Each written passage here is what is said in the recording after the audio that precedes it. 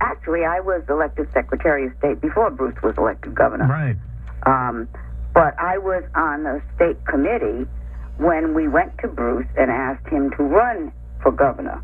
His predecessor was, at that point, very popular, and Bruce, as he tended to do, bravely stepped up to the plate, and knowing that he was an underdog and unlikely to win, carried on a great campaign. Lost that year, but went on later to become the governor, which he did a great job at and enjoyed thoroughly. So we have you and other members of the committee to thank for helping propel Bruce Sundlun into politics. Well, I think it's important to note that we asked him to run. He did not come and say, I want to be the governor. And so it was important that we all support him once he became a really viable candidate. And I was pleased to be one of those supporters. And once he came to office, he had the great line about spending a third of your life learning, a third earning, and then a third giving back. Yes, indeed, and he lived that way.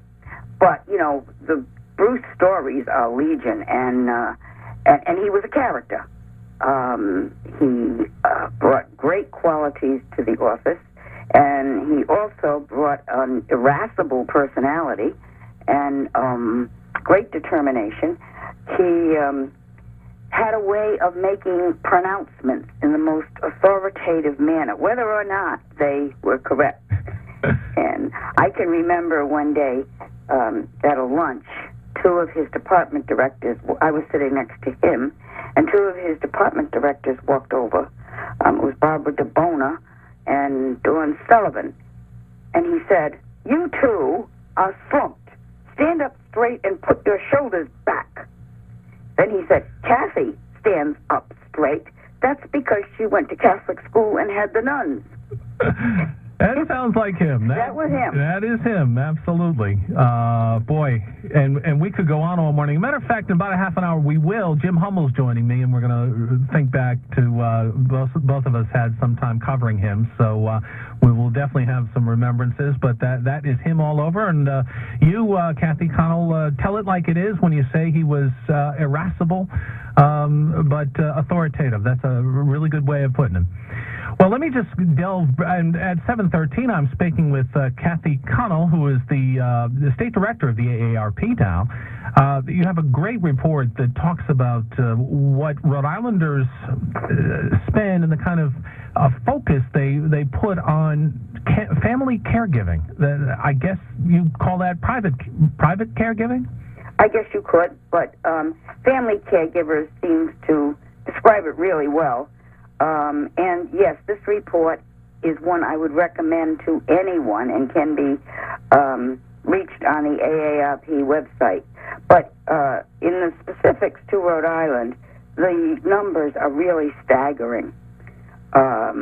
We know the scope of the value of the services provided by family caregivers, and it is unimaginable to think of how people would manage if these good people were not there delivering care day after day after day. $1.88 billion, and that's equal to what Rhode Island spends on Medicaid spending. Yes, it is.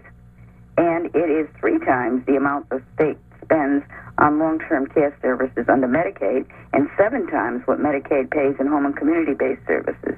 I've got to ask you, because there's this debate going on now in Washington about the raising the debt limit and so forth, and there's great concern expressed by some of the Democrats that the White House is going to cave and give up its support for Medicare. Are you concerned about that? We are gravely concerned about that, both Medicare and Medicaid. This would be penny-wise and pound-foolish at a time when the demographics show us that demand for the kind of services these programs provide is only going to grow. If we do not take the means now to have the infrastructure in place to support these family caregivers, we are going to look at a future that is really dire as people age. So I know AARP has gotten behind this. Kathy, how many members in AARP in Rhode Island? Approximately 130,000. Wow.